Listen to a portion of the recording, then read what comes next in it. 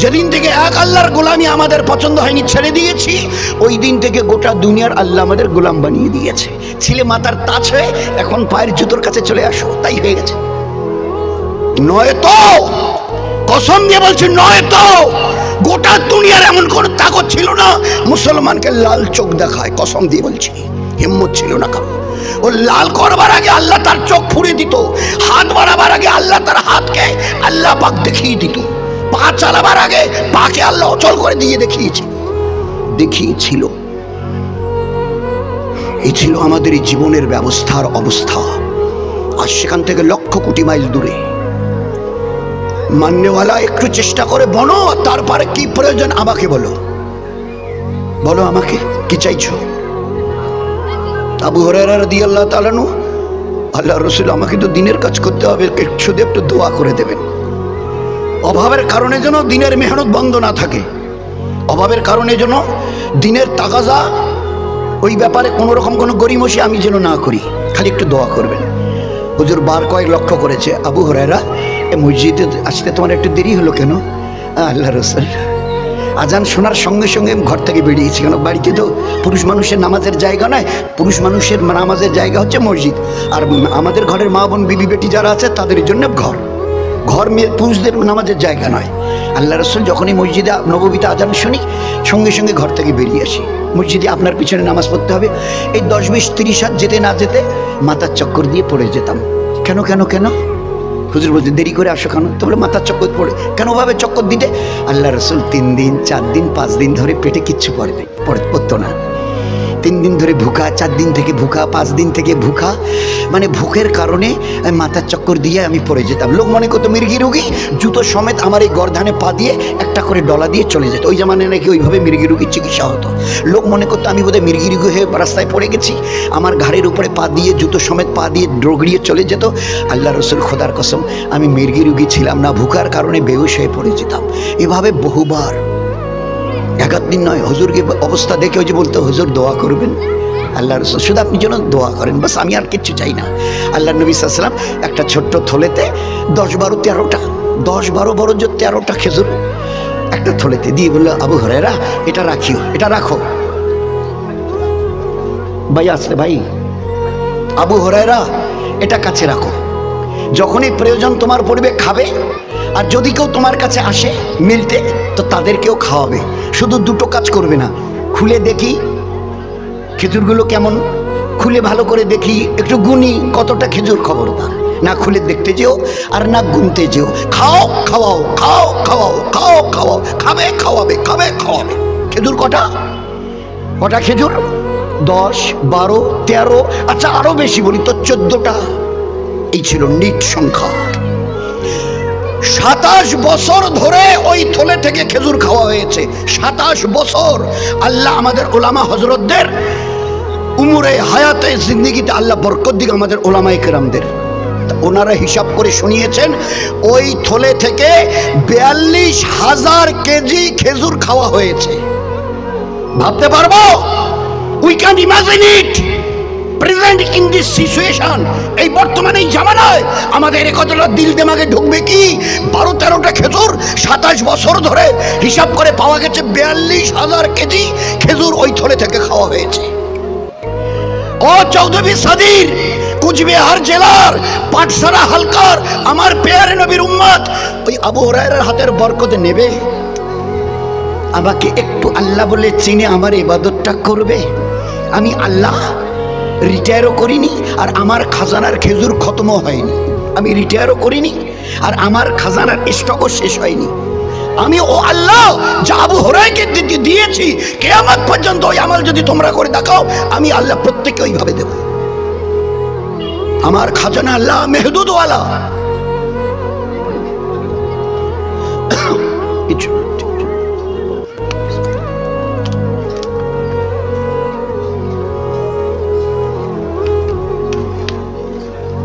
কি বললেন?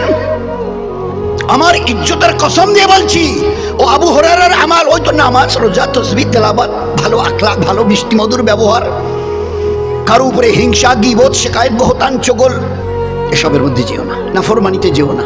আল্লাহ জাযা খায়ের দিকে। যেভাবে একটু চলতে দিন, বারবার কথা হচ্ছিল দিন দিন, আল্লাহর দিন, আল্লাহর দিন, আল্লাহর দিন। এই দিন আল্লাহর, এই মোহাম্মদ সাল্লামের দিন নয়। আল্লাহ পাক নবীদেরকে তার দিন দিয়ে পাঠিয়েছে।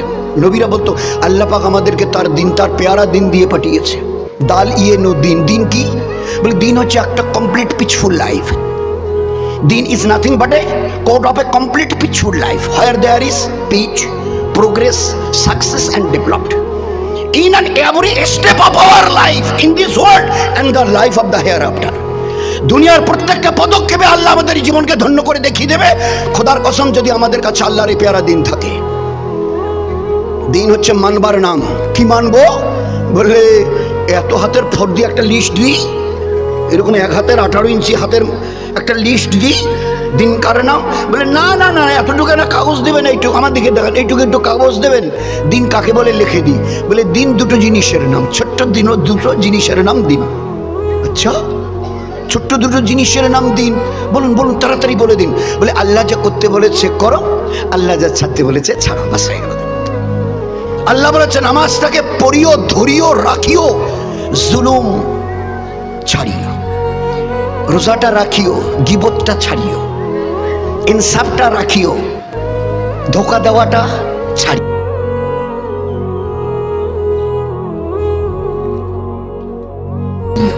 একটা করতে বলেছে, একটা ছাড়তে বলেছে, দুটোকে নিয়ে যদি চলে দিন হয়ে গেল।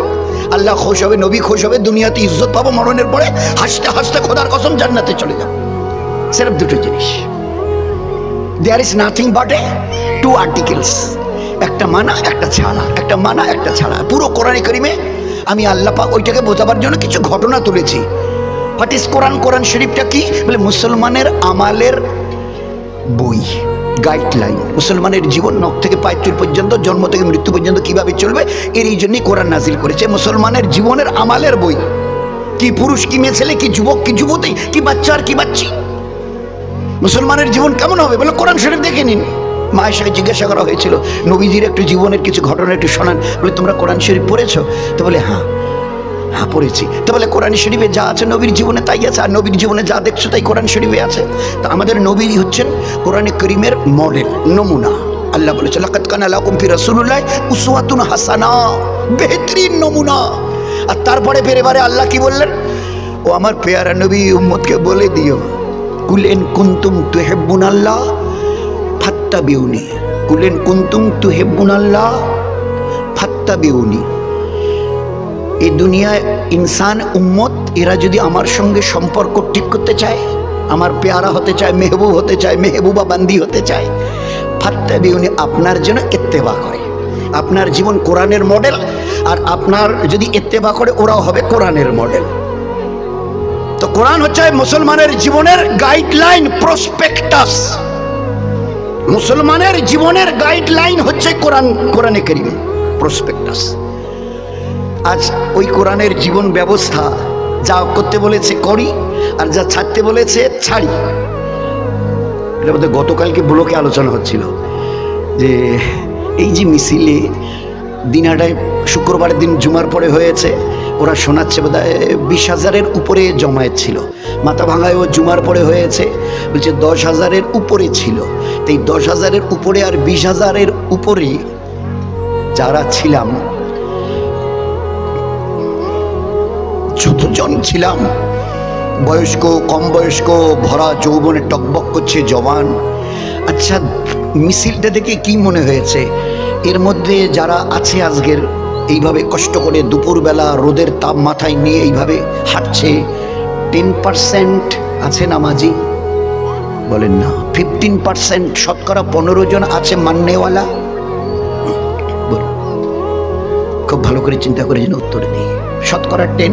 একজন তো বললো মিছিল শেষ হলো আসরের আগে বোধহয় অল্প কটা আঙ্গুলি গুনা কয়টা লোককে দেখলে ধারে ওধারে গিয়ে নামাজ পড়ছে, আর বাকিরা হ হ করে চলে যাচ্ছে, ওসবের কোনো ধারেই ধারে না। এ আল্লাহ, দরিয়া পার হয়ে চলে গেছে, দরিয়া রুখতে পারেনি। ক্ষুধার্ত অবস্থায় মাছ এসে সামনে পড়েছে, ওখান থেকে ভাগেনি। আগুনের পাহাড়কে হাত দিয়ে হেঁকিয়ে যেখান থেকে আগুনের পাহাড় এসেছিল ওখানে পৌঁছে দিয়েছে, কারো সাহায্যের দরকার পড়েনি। এ আল্লাহ, ওই মদত কই, ওই মদত কই, ওই মদত কই। আল্লাহ ছোট্ট করে এইদিকে জবা মুখ বাড়িয়ে উত্তর দিচ্ছে, আমার ইবাদত কই? কোথায় আমি বলেছি আমার অবাধ্য হয়ে আমার কাছে সাহায্য চাও, আমি দেব? গোটা কোরআনে কারীমের 6666টা سبحان ربك رب العزة عما يصفون وسلام على المرسلين والحمد لله رب العالمين পড়ে একটা আমাকে দেখাও, আমার নাফরমানিও যদি করো তারপরেও তোমাকে দেবো। কোথায় লেখা আছে বলো, কোথায় লেখা আছে দেখাও। আমি এক্ষুনি তওবা তিল্লা করে ভুল হয়ে গেছে তোমাদেরকে দিয়ে দেবো। একটা আয়াত দেখাও। আয়াত তো সাফ, ইয়া আইয়ুহাল্লাযিনা আমানু দুখুলু ফিস সিলমে কাফা।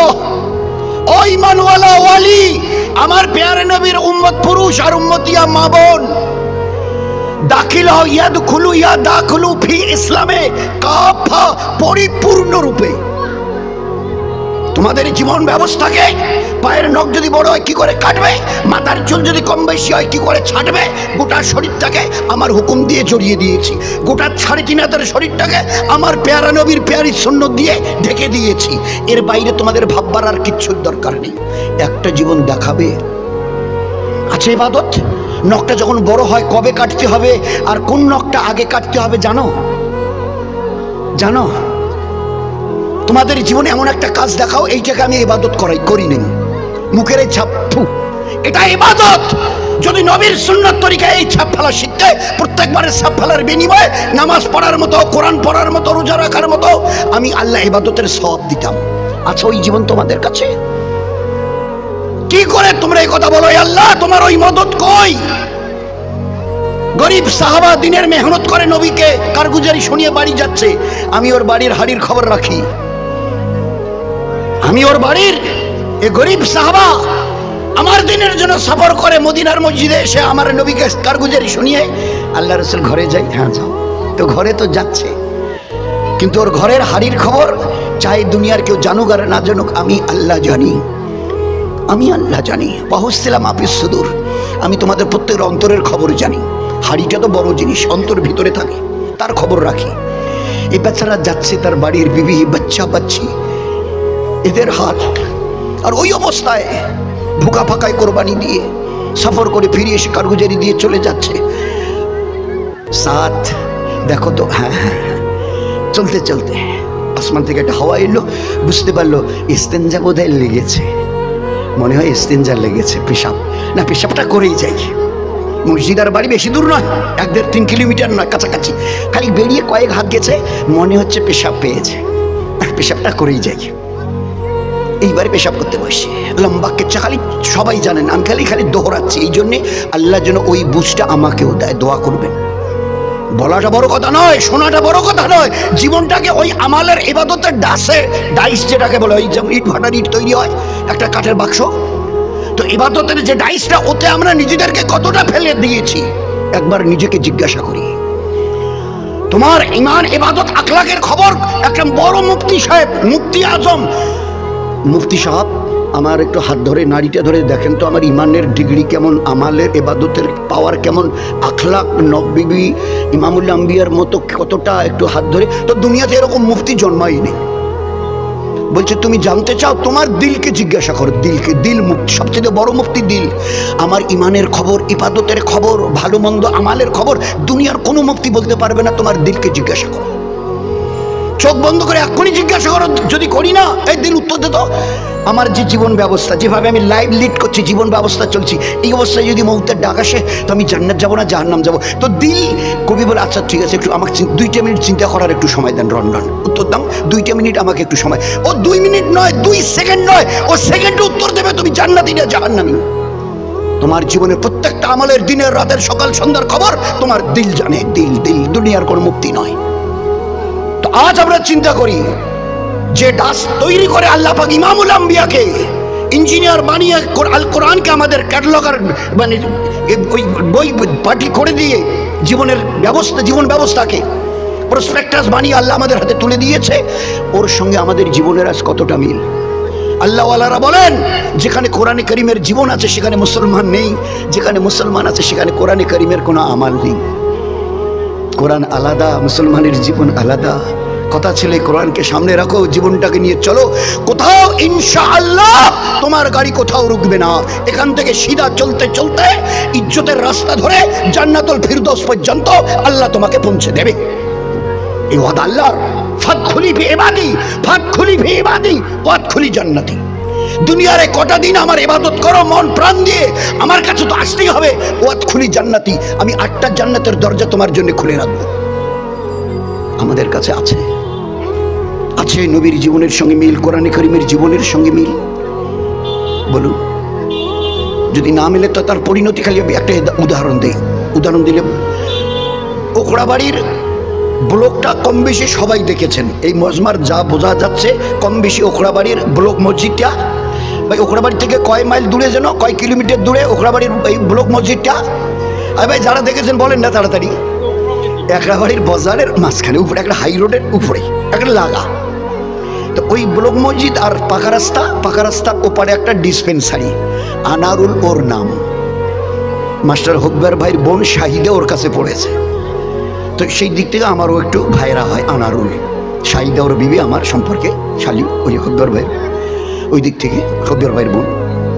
তো আর পাকা রাস্তাটার এপাশে পশ্চিম দিকে ব্লক, ওই পাশে ওর বাড়ি। আর বাড়ির ওই আনারুল ডক্টর ফজলে হক সাহেব, দোয়া করবেন আল্লাহ তাকে যেন খুব সেহাত দেয়। অসুস্থ হয়ে আছে, আল্লাহ যেন তাকে সেহাত আর তন্দুরস্তি দান করে। ওনার ওই ডক্টর ফজলে হকের দিনাটার বাড়ি আর ডিসপেন্সারি একসঙ্গেই রুগী দেখতে। তো ওই ওনার ডিসপেন্সারিতে থাকতো, অনেক দিন ওখানে থেকেছে। তারপরে ওখান থেকে এসে নিজে ডিসপেন্সারি। তো বাড়িটার সামনে।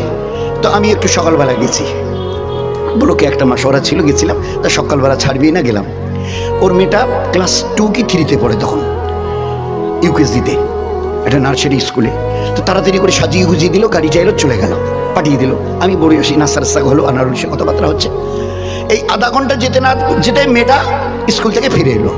তো সাইদা জিজ্ঞাসা করছে ওর মা, এই বেটি আম্মু ফিরে এলে কেন?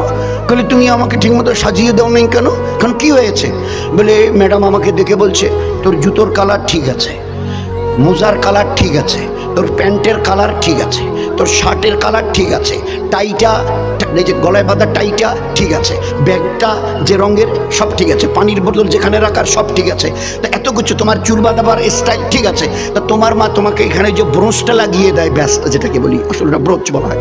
তো ব্রোঞ্জটা যে এখানে লাগাতে হয় ওটা লাগিয়ে দেয়নি কেন? তুমি ওটা লাগিয়ে দাও নাই কেন? ওই ব্রোঞ্জটা আমার কাছে ছিল না, এখানে লাগানো, স্কুলের নাম লেখা আছে, যে গোল চাকতি যায় এখানে যেভাবে এটা পিন দিয়ে ওইভাবে লাগাই দেয়। তো ওইটা আমার কাছে ছিল না বলে ম্যাডাম বলেছে আজকের জন্য তুমি চলে যাও, কালকে আমার মাকে বলিও মা যেন পুরো এটা পুরো করে লাগিয়ে দিয়ে পুরো করে যেন পাঠায়। এই বাচ্চার পায়ের জুতোর থেকে মাথা বাঁধবার যে ফিতাটা সব মা দিয়েছে। ও ম্যাডামেরা, আপনারা যে রুজি রুটি খাচ্ছেন না, এই সাইদা, এই বাচ্চাটার মা, ওর বেতনে আপনারা খাচ্ছেন। অথচ আপনারা প্রসপেক্টাসে লিখেছেন, ছবি দিয়েছেন, বাচ্চার পাশে লিখে দিয়েছেন জামা এই রঙের, প্যান্ট এই রঙের, বোতল এই রঙের, জুতো এই রঙের, মোজা এই রঙের, ব্রোঞ্জ এই রঙের, এই জায়গায়।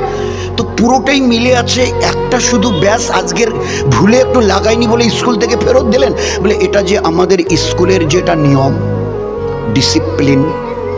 আমি এবারে সাইদাকে বললাম, আনারুল বসে আছে, সাইদা বুঝতে শেখো, বুঝতে শেখো। এ বাচ্চার পায়ের জুতো থেকে মাথায় বাঁধা ফিতাটা তোমাদের পয়সার, ম্যাডাম দেয়নি। এর ম্যাডাম যে ওখানে একটু তোমার বাচ্চাকে পড়ে, তার যে খোরপোশ যা কিছু কাপড় চোপড় তাদের বাড়ির সব তোমরা দাও মাসে 3000 করে। আর তোমার বাচ্চার একটা শুধু জিনিস ঠিক মতো হয়নি বলে ফেরত এসছে। কাল কিয়ামতের ময়দানে বেইন্তেহা লোক থাকবে জমায়েত, হযরতে আদম থেকে নিয়ে আর আখিরাতের শেষ মানুষটা পর্যন্ত। আল্লাহ পাক বাকি নবীদের শেষে যখন আসবে, আমাদের নবী সাল্লাল্লাহু আলাইহি সাল্লামকে আরশের পাশে বসিয়ে রাখবেন বা দাঁড়িয়ে রাখবেন ওই মাকামে মাহমুদে দিয়ে। আওয়াজ লাগানো হবে, ও পেয়ারে হাবিবের উম্মত, কাছে আসো, মিলিয়ে নাও। যদি মিল খায়, মাথার চুলের স্টাইল থেকে পায়ের নখের কাটান মিল খায়, সিধা জান্নাতে চলে যাও। কিন্তু যদি মিল না খায়, ওয়ামতাজুল ইয়াউমা আইয়ুহাল মুজরিমুন, এখানে কিয়ামতের মাঠে ভিড় করে লাভ নাই, সিধা জাহান্নামে চলে যাও। তো একটা ব্যাস তোমার আজকের লাগাওনি বলে বেটিকে স্কুল থেকে ফেরত দিয়েছে ওই নবী যার জীবন ব্যবস্থাকে পূর্ণাঙ্গ রূপ দিয়ে আল্লাহ আমাদের সামনে নমুনা বানিয়ে পাঠিয়ে দিয়ে বলেছে নবীকে দেখে নাও আর কোরআনের আয়াতটা পড়ে বুঝে নাও।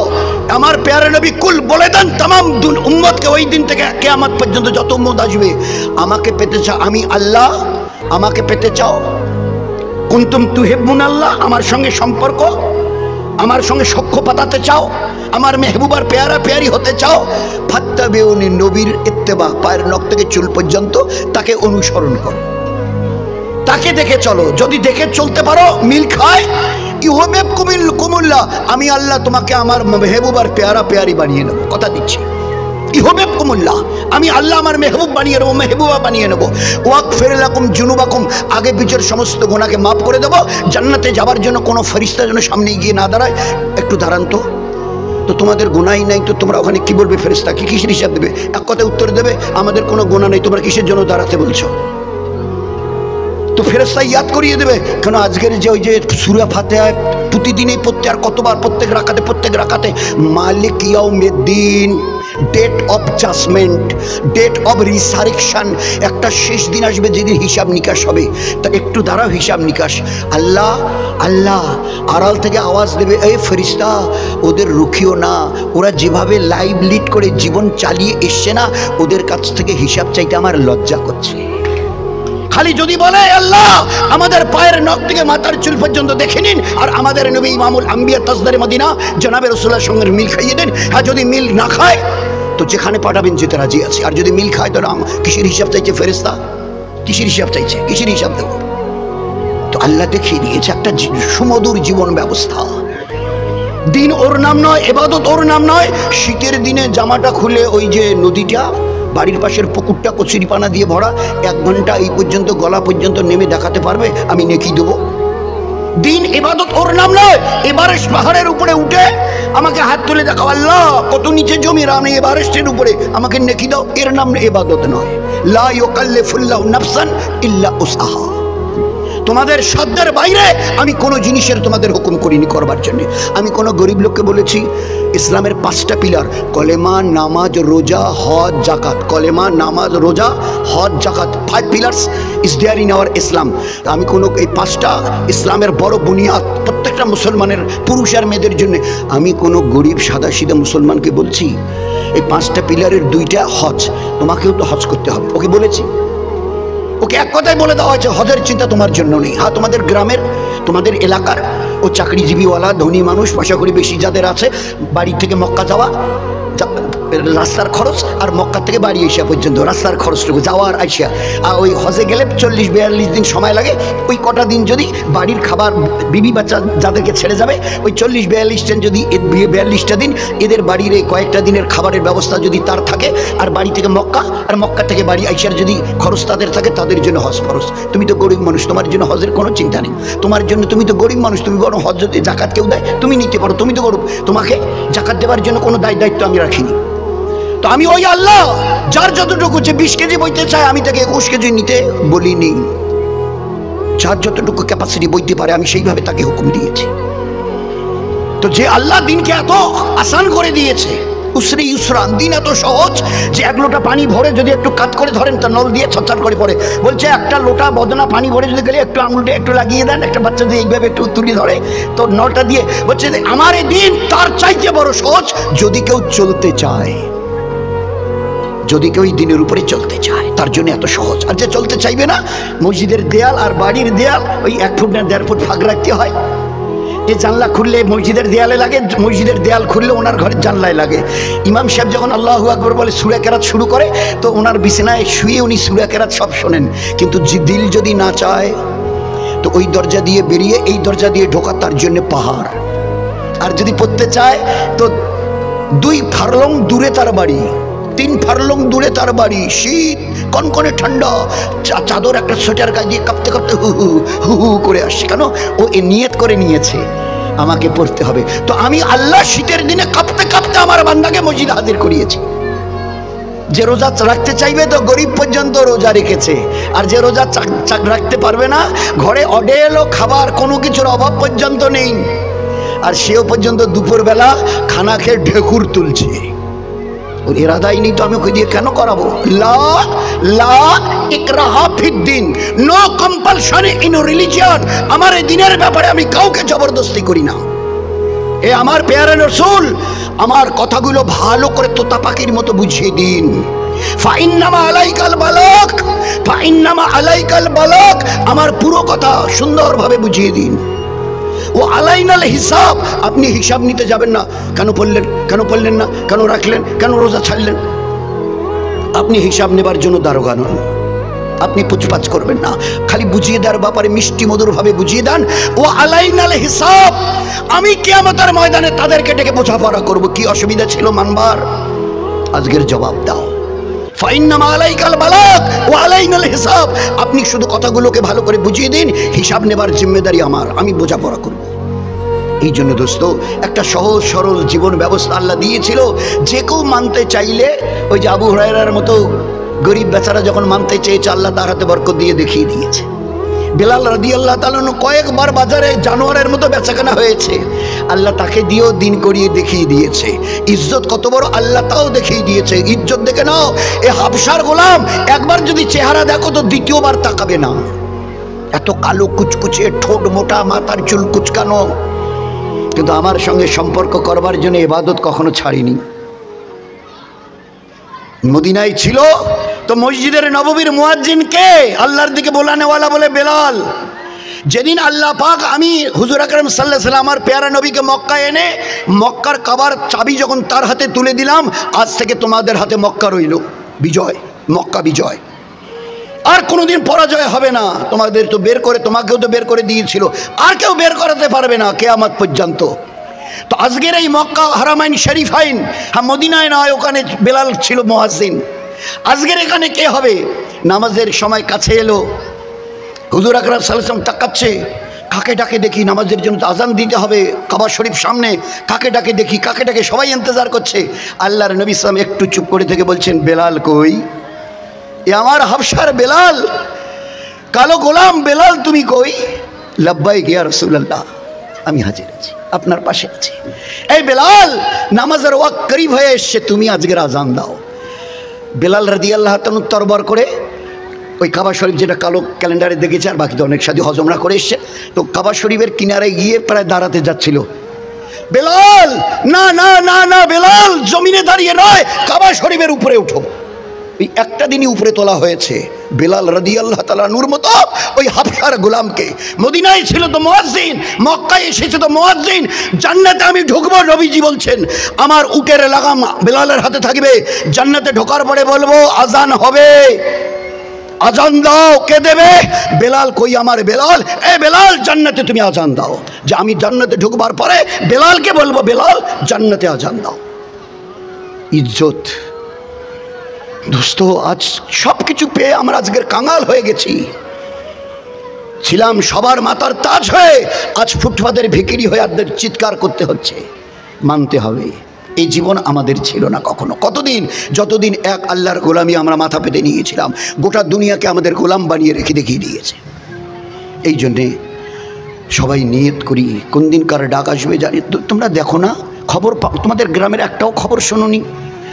ওই আব্দুল সাত্তার ভাই সাহেবের বাচ্চা, তা বলে হ্যাঁ বাচ্চা এসেছিল বিবির পেটে, তো জন্মাবার আগেই পেটেই মারা গেছে, মরা বাচ্চা প্রসব করেছে।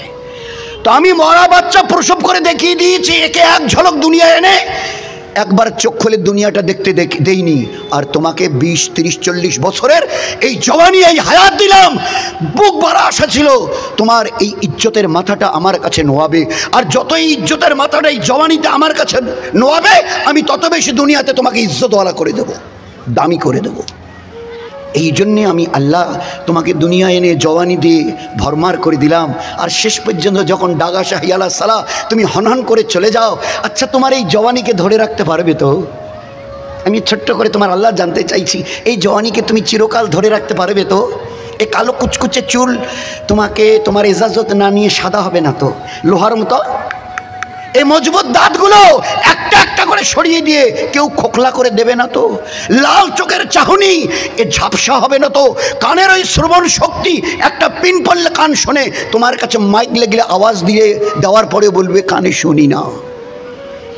আজকের গট গট করে হাই রোড দিয়ে হেঁটে চলে যাচ্ছ, আর হাই রোডের উপরে, রাস্তার উপরে যেমন আপনাদের মসজিদ, আর ওইখানে আজান আকামতের আওয়াজ আসছে, আর তুমি হনহন করে এই জওয়ানি, এই এস্টিমিনা থাকবে তো ওই দিন আসবে না তো? এই বেডরুমের বেড এটা, তোমার এই বেডরুমের বেড এটা, আর এই বেডের 2 হাত দূরে অ্যাটাচড বাথরুম, এটা এটা তোমার অ্যাটাচড বাথরুম, বেডরুম আর বাথরুম 2 হাত, বেডরুম বেড, বেডরুমের বেড, আর বিছানার পিছনে 2 হাত দূরে, 2 হাত ফাঁকে ওই বাথরুম, আর বাথরুমের দরজা 2 হাত। ওই দিন বলতে হবে না তো, দাদু ভাই, বৌমা কই গেলে গো, কেন ওইভাবে চেঁচাচ্ছেন? তো আমার একটু হাতটা ধরো না, আমি একটু বাথরুম যাব। এদিন আসবে না তো, জওয়ানি তোমার ঢলবে না তো। So be careful, try to understand who is your Allah, who is your creator, try to understand. নয়তো এই চোখ দিয়ে আজকে সব কিছু হারাবে, কাল কিয়ামতের ময়দানে জান্নাতকে হারিয়ে রক্তের কান্না কাঁদতে কাঁদতে তোমাকে জাহান্নামে যেতে হবে। কোই পুছনে ওয়ালা নেই, কোই পুছনে ওয়ালা নেই। নিজের মা পর্যন্ত ইনকার করে দেবে। মা বলবে, বাচ্চা তার সামনে দাঁড়িয়ে বলবে, মা আমি তোমার ওই সন্তান যাকে 10 মাস পেটে ধরেছিলে, না খাইয়ে খাইয়েছিলে, নিজের পেশাব পায়খানা আমার শীতের দিনে নিজের কোলে নিয়ে আমাকে শুকনোতে শুইয়েছিলে, একটা নেকি। আল্লাহ বলেছে একটা নেকি। মা বুঝতে পারবে এই ছেলেটা তো আমারই, মেয়েটা তো আমারই। একটু পরে হিসাব শুরু হবে, আমার যদি একটা নেকি কম হয় আমি কার কাছে যাব? আমি কার কাছে যাব? ওই দিন মা নিজের জীবনটাকে জাহান্নাম থেকে বাঁচাবার জন্য পরিষ্কার বলে দেবে, এই বেটা, এই বেটি তুই ভুল করছিস, আসলে আমি তোর মা নই, অন্য কেউ তোর মা হবে, তাকে গিয়ে খুঁজে নে। হ্যাঁ আমি দুনিয়ায় ছিলাম, এ কথা ঠিক, আমি আল্লাহর নামে কসম দিয়ে বলতে পারি আমি কোনো বাচ্চা জন্ম দেই নেই, আমি বাঁঝা মেয়ে ছেলে ছিলাম। ওই দিন নিজের মা পর্যন্ত একটা অবস্থা তৈরি হবে কিয়ামতের ময়দানে, নিজের জন্মদায়িনী মা পর্যন্ত ইনকার করে মুখ ফিরিয়ে নেবে। কার কাছে যাবেন? कोई पूछने वाला नहीं। वो दिन आने से पहले अपने जिंदगी को समझने की कोशिश करो। वो दिन আসবার আগে জীবনটাকে বুঝতে চেষ্টা করো, তৈরি করতে চেষ্টা করো। আজকের একটা মৌকা আছে, উপরে গেলে আর এই সুযোগ থাকবে না। কাঁদবে আর বলবে, রব্বানা রব্বানা আবসারনা সামি'না ফারজিয়ানা, আল্লাহ যা শুনেছিলাম দুনিয়ায় সব সত্যি চোখে দেখছি, একটাবার চান্স দাও, ফারজিয়ানা মানে ফেরত দাও দুনিয়ায়। কেন যাবি বান্দা, কেন যাবি আমার উম্মতের মা বোন, কেন যাবি বল না? उत्तर देवे ওই সময় কোরআন বলছে, আল্লাহর পাক কালাম বলছে, না আমাল সালেহা না আমাল। এই আল্লাহ খালি একটাবার আমাকে চান্স দিয়ে দেখুন, জীবন ভরের একটা নিঃশ্বাস, শ্বাস আর প্রশ্বাস নাফরমানি করবো না পাহাড় পরিমাণ, না আমাল নেক আমাল, নাটা বহু বচন, নেক আমালের পাহাড় নিয়ে তোমার কাছে ফিরে আসবো, আমাকে একটাবার চান্স দাও। সব বুঝে গেছি, একটাবার।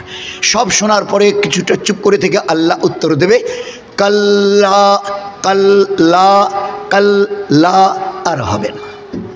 সুযোগ দিয়েছিলাম, কত লোক তোমার কাছে এসেছিল, মসজিদে আসবার জন্য কতবার হাত বাড়িয়ে দিয়েছিল, তোমার আয়ালের মাথায় গিয়ে, তামাক ক্ষেতের কাছে গিয়ে, ভুট্টা ক্ষেতের কাছে গিয়ে সালাম দিয়ে কতবার বলেছিল, চলো ভাই একটু আল্লাহর ঘরে যাই। আজ আরও কথা বলে লাভ হবে না, কাল্লা আর হবে না, যা হবারও হয়ে গেছে, ও চ্যাপ্টার ক্লোজ হয়ে গেছে। এই জন্য দোস্ত সবাই সবার জন্য দোয়া করি, ডাক এলে চলে যেতে হবে, হেলায় খেলায় জীবনটাকে যেন নিজের হাতে বরবাদ না করি। কোন দিন কার ডাক আসবে তাও তো জানি না, ওই ডাক আসবার আগে জীবনটাকে যে কোনো মুহূর্তে আল্লাহকে রাজি রেখে, নবীজিকে রাজি রেখে যেন তৈরি থাকি, ডাক এলেই যেন হাসতে হাসতে দুনিয়া ছাড়তে পারি। চেষ্টা করবো ভাই ইনশাআল্লাহ। কারা কারা চেষ্টা করবেন? সবাই চেষ্টা করবো ইনশাআল্লাহ। এতটুকু নিয়ত রাখি, আমাদের বাড়ির 10 বছরের উপরে ছেলে অথবা মেয়ে, 10 বছর 10+, 10 বছর একদিন, তো 10 বছরের উপরে ছেলে মেয়ে আমাদের বাড়ির, আমরা তো আছি, কেউ যেন বেনামাজি না থাকে। 1, 2 আমাদের বাড়ির 3, 4, 5, 6, 7, 8 বছরের কোনো বাচ্চা অথবা বাচ্চি ইংলিশ মিডিয়ামে আপনি পড়াচ্ছেন, কোনো ইসলামে মানা নেই। ইলমে দিন শেখা ফরজ, ওটা ফরজ নয়, সুন্নত নয়, কিচ্ছু না, না ওয়াজিব না সুন্নত, দুনিয়ার ইলম, দুনিয়ার ইলম। কিন্তু ইলমে দিন বাচ্চা বাচ্চাকে শেখানো জিম্মেদারি মা বাপের ফরজ, ফরজে আইন। না যদি শেখান তো বড় গুনাহ, গুনায় কবিরা, গুনায় কবিরা হবে। তো আমাদের বাড়ির 3, 4, 5, 6 বছরের বাচ্চা বাচ্চি যাকে আমরা এই কেজিতে নার্সারিতে ভর্তি করিয়েছি, অন্তত আধা ঘন্টার জন্য একটু মসজিদে মক্তবে পাঠিয়ে দিই। আল্লাহর এই পাক কালাম যা শেখাকে ফরজ করা হয়েছে একটু যেন তারা শেখে। এদেরকে সুন্নতের তরবিয়াত করি, সুন্নতের লাইনে এই বাচ্চা বাচ্চিদের তরবিয়াত করি। আমার বাড়ির 2, 3, 4, 5 বছরের বাচ্চা যে কেউ বাড়িতে এলে যেন আসসালামু আলাইকুম, আসসালামু আলাইকুম, বাড়ি থেকে বেরিয়ে গেলে ওর নানা হোক, নানি হোক, দাদা দাদি, খালা খালি হোক, ফুপা ফুপি হোক, যে কেউ বেরিয়ে গেলে আসসালামু আলাইকুম, খালাম্মা আসসালামু আলাইকুম, তাদেরকে সালাম দেয়া নেওয়া শেখাই, টাটা বাই বাই নয়। তাদেরকে আমাদের 3, 4, 5, 6 বছরের মেয়ে অন্তত একটা ছোট্ট রুমাল তার মাথায় দেওয়া, এতটুকু শেখাই আদব। এই বাচ্চি, এ মা, তোর তো বয়স কত বল 4, কিন্তু আল্লাহ তোকে কি বলে ডাকে জানিস? ইয়া আইয়ুহাল্লাযিনা আমানু, ও ঈমানওয়ালি বাচ্চি, আল্লাহ বলছে, আমি বলছি না, আল্লাহ বলছে, ও ঈমানওয়ালি। কত বড় ইজ্জত তোর বল। একটা মাথায় অন্তত ছোট্ট একটা রুমাল দে। 1 বছর 1.5 বছরের বাচ্চা, মা শিশি করবো, প্যান্টটা মা টেনে দিল, জানি না তো কী করবে, টেনে দিল, এবারে বাচ্চা দাঁড়িয়ে পেশাব করছে। উচিত কি ছিল? এ বাচ্চাটা যদি ঘর একটু বেরিয়ে গিয়ে প্যান্টটা টেনে দাঁড়িয়ে, তো মা দৌড়ে গিয়ে, এ আব্বু তুমি এটা কী করছো? আব্বু দাঁড়িয়ে পেশাব করলে আল্লাহ রাগ হবে, আমাদের বাড়ির বরকত কেড়ে নেবে, দাঁড়িয়ে পেশাব করা যায় না। তরবিয়ত করি। কোনো কিছু বাচ্চা মায়ের কাছে চাইবে, বাপের কাছে, আমরা ধমক দো, আমাকে কেন বলছিস, আমাদের কেন বলছিস? আল্লাহ দেনেওয়াল, আল্লাহকে বল, আল্লাহকে বল, আল্লাহর পরিচয় করাই।